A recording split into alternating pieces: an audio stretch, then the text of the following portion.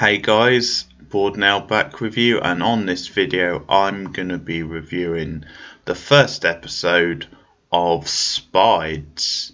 So this is season 1 episode 1 and it is called Blis. And Spides, I'm guessing maybe the German word for spies. I'm not too sure, although it's not really a spy show, not based on this first episode. So actually, I'm not quite sure what Spides is. It doesn't come up in the first episode. It's not mentioned, but Spides, in case you're wondering. So yes, this is a new German science fiction kind of sci-fi mystery. Also, there's like a teen element at the heart because the sort of lead character is a teen, and this premiered in the UK tonight on Sci-Fi, and I've not long finished watching it. So I'm going to give my thoughts, and I'll do a sort of a quick spoiler-free section before I do that, just summing up. There's probably not that much to give away in this first episode. A lot of it is set up and things are kind of hinted at, but there's not too many developments as you would probably expect. But the setup is then you have this girl Nora who has been in a coma for many years. We see her sort of having like these sort of flashbacks, these either flashbacks or dreams. She wakes up in an institution. Her parents are there along with her younger brother. And it soon becomes clear that she's been drugged by the people behind the scenes at the institutions, and that they've been conducting experiments on her. And they let her go home with her family, but again, they are keeping tabs on her, and there's something very like sinister going on. As I said, they've been running experiments on her, and she basically has no memory or very little memory of the past few years since she was in the coma, or she doesn't remember her life before it. So she slowly starts piecing that together, and at the same time she's kind of twigs that there's something suspicious going on with the institution.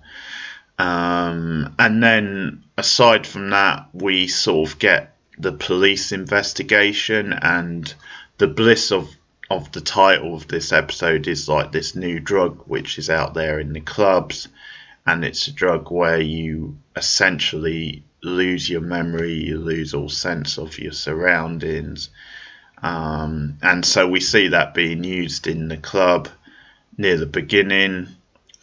You've got a Berlin setting, and so you have this club, this cop investigating it, and at some point he joins forces with this other cop, or this interested party anyway, who are sort of looking into like unsolved sort of cases that were kind of weirdly sort of closed without like a proper sort of resolution.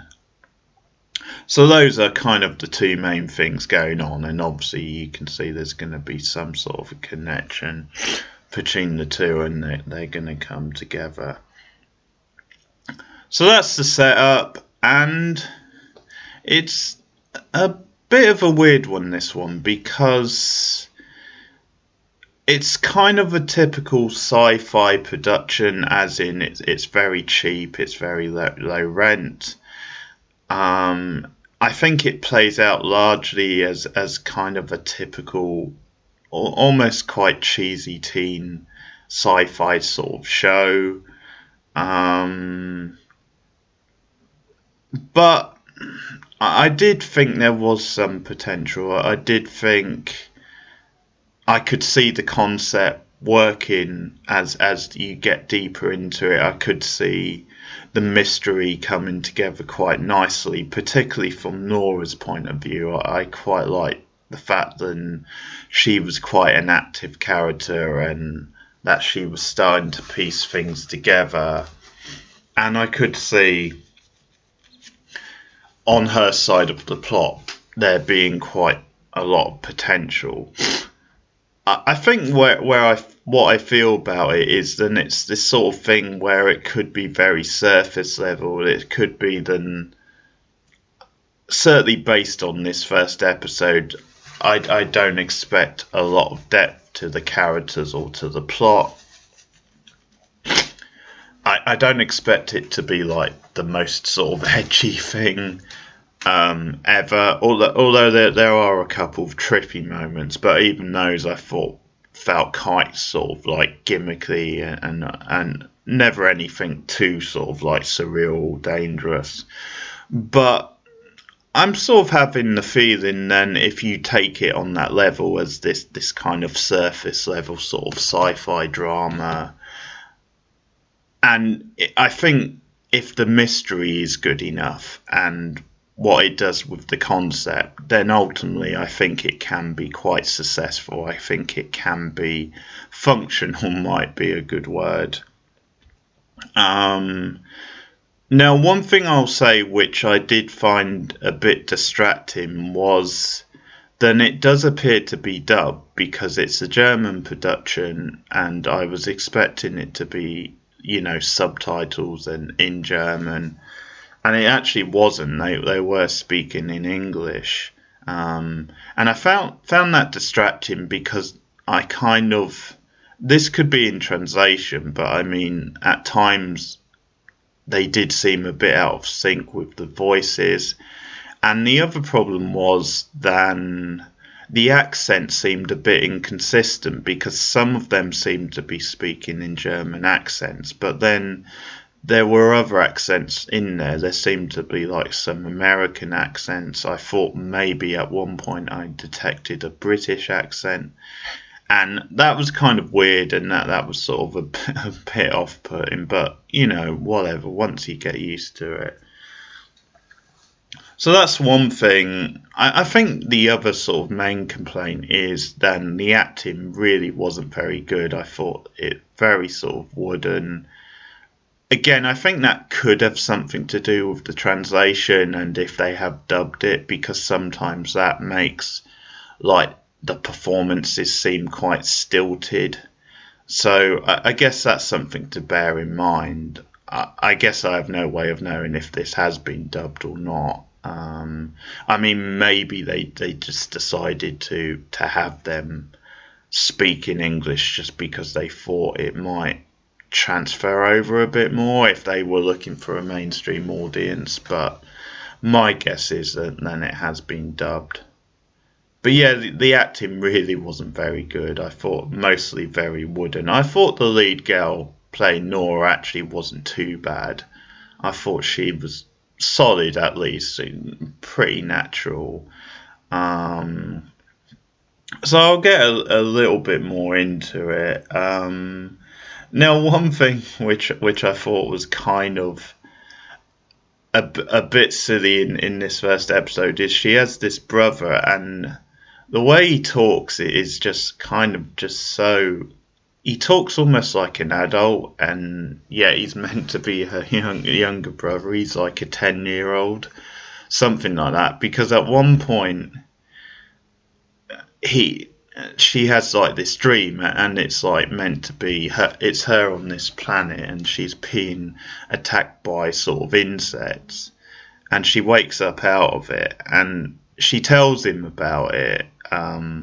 Which is quite bold, actually, the fact she told him what she was dreaming. But he makes this crack about, well, it's a dream, so I'm sure it has something to do with sex, which admittedly is quite a funny joke. But this is like a 10-year-old boy, and he's like making that sort of joke, that sort of observation, and it doesn't quite compute. And his character I did find quite annoying, actually. I think the way he was like talking and reacting to things just didn't seem very sort of natural.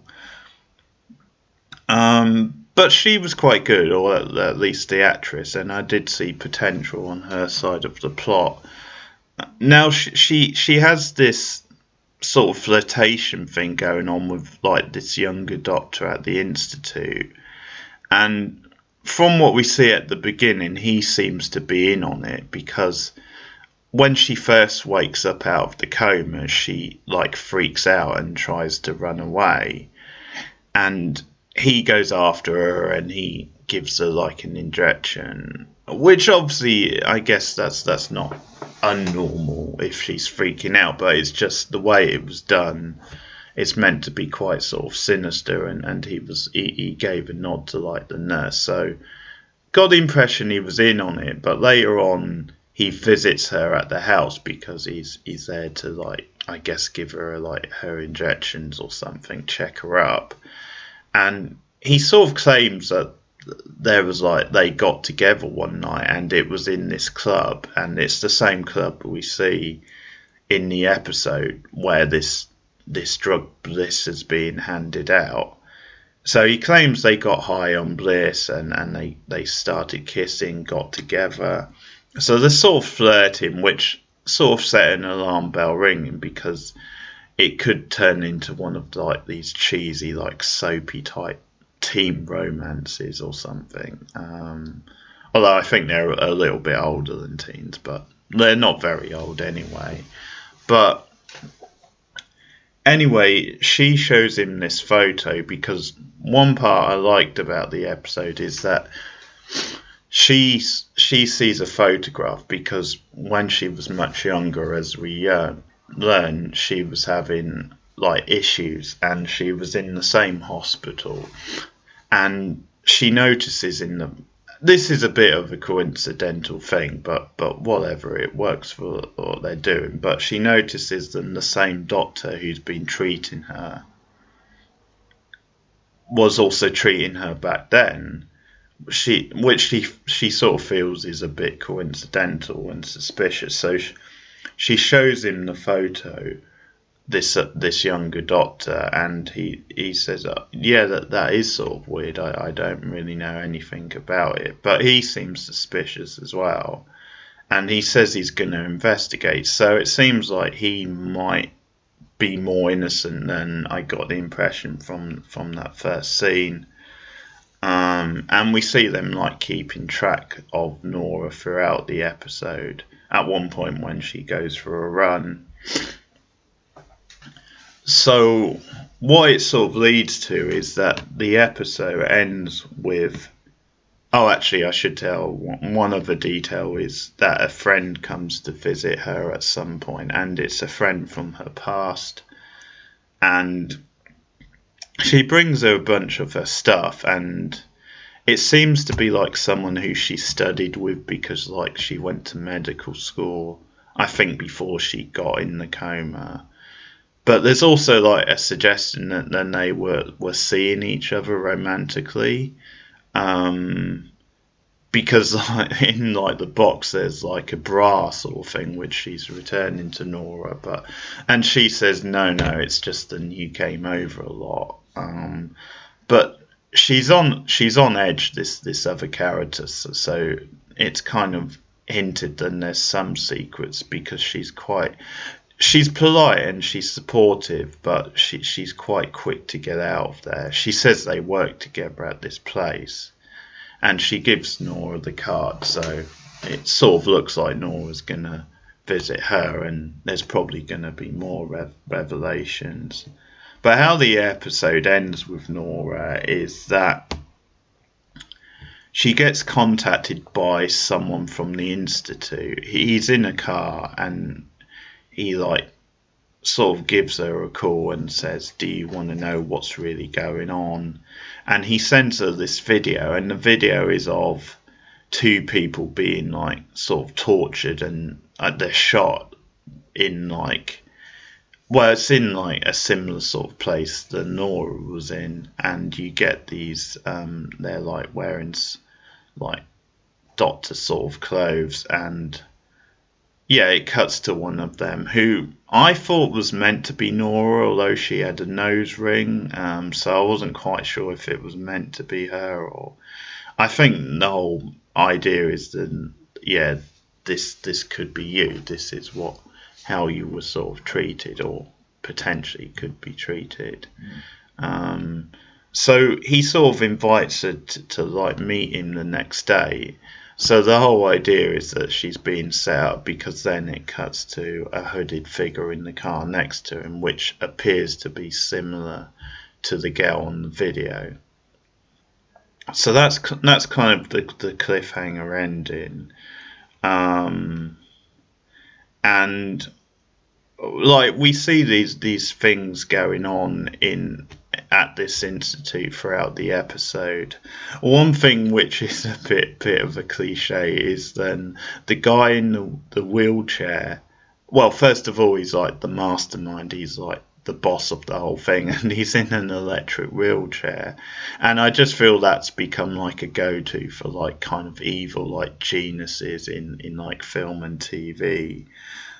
But I think where we start to see the effects being a bit sort of cheap and tacky is then we cut to like at one point like these two deformed sort of alien like creatures who appeared like they're hooked up to something or other, and we sort of hear like this this mastermind talking to them, and he's sort of talking about Nora because they've been doing tests on her and they figure out that she is a match, I think, for these two characters. And he says, you know, she's a match, good news. And he says, but she's not ready yet. And they say, well, you still will be. But it's meant to be this kind of freaky psychedelic scene. And I think you can see in that sort of scene, it's quite gimmicky. It's quite sort of where the budget doesn't quite hold up. I thought some of the scenes, like the scene with Laura on the planet, or Nora, sorry, in like the dream flashback, whatever it's meant to be, I thought that looked okay. That was quite nicely done. And I think in some cases it's not so much the fact that it's like a cheap or weak effect. It's just the fact that it plays as a bit of a gimmick. You know, there's sort of nothing that interesting visually. Now, when we get into the club scene, there's sort of a similar thing with where we see the Blis drug going into the eye, and it makes a little like sort of like sound, kaching or bleep bleep, that sort of sound, and you know, whatever. I guess it works well enough, but we get the detective like investigating the case, and he seems to be interested in the drug. So when we're introduced to him, we just think he's a regular guy in the club who wants some of the drug. But it turns out that he's setting the guy up. He's trying to find out the source of this drug. And there's a little bit of an X-Files vibe to this, where I think we're going to go and we're going to see that there's some sort of cover-up maybe going on at like government level, because he arrests like the guy who supplied the drug in the club, and he's obviously going to question him to find out what the source is. But then like these other like uniforms come along, and they step in and rather heavy-handed that they take the guy out. So definitely the way that scene plays, it seems like there's going to be some cover-ups from above. But yeah, his character he's kind of this roguish sort of like detective.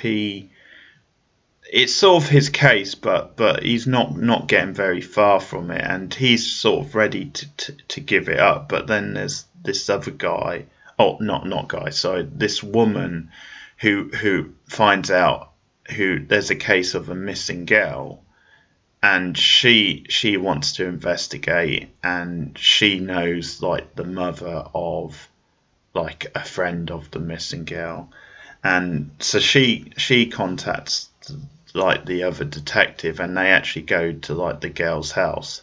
And this is a pretty like weird trippy sort of scene, because they go to the house, they question the girl, and she seems like she's still high on Blis, because she's kind of talking about how it's actually like really it's not like any other drug. It's actually good for you, unlike other drugs. And she says to him at one point, it could help with your moods, which I thought was quite a funny line. But you can tell she's still high on it. She's acting all sort of weird. And the other detective goes in her bedroom, and she's got like a budgie or something, some sort of bird, and it's just going crazy, and it's really weird because it's reacting to something on like a laptop, and when they go in and she says, "Hey, your bird's like freaking out," she says to her, "It's a meditation video." And the bird dies, and she coldly like just puts it in the bin. It's like, well, it's relaxed now. So that's quite a funny little scene, quite sort of trippy. But yeah, they both leave the house, and they're like, what the hell was that about? But I do like, actually, because the female detective has like a dig back. He sort of says, she's right about your mood. So there's some little funny moments like that. And as I said, although overall I think this was pretty bland to start off with, it looks pretty typical of a sci-fi production.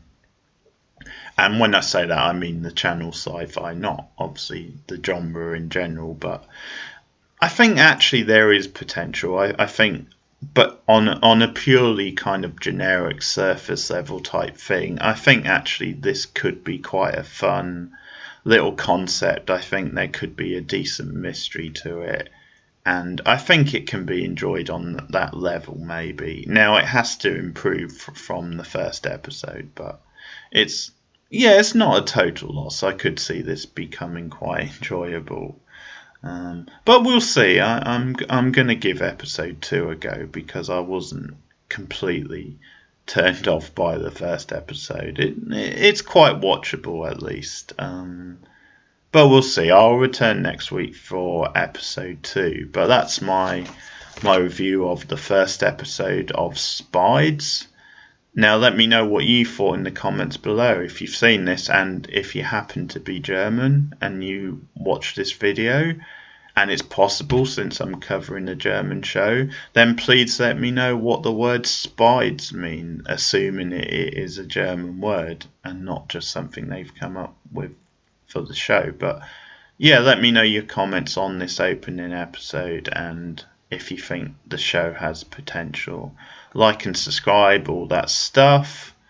And I'll be back with more new TV reviews soon. Another sci-fi series I've been doing, but very different. It's Tales from the Loop, the anthology series on Sci-Fi. So I'm sort of 6 episodes into that, so I have a couple more to do. So you can look out for that. Also, for a more classic, older show, I'm currently doing Buffy the Vampire Slayer. So I'm on to season 2 of that. So you can find all my reviews of that so far up on the channel. But thanks for watching or listening, and I'll see you guys again soon. Goodbye.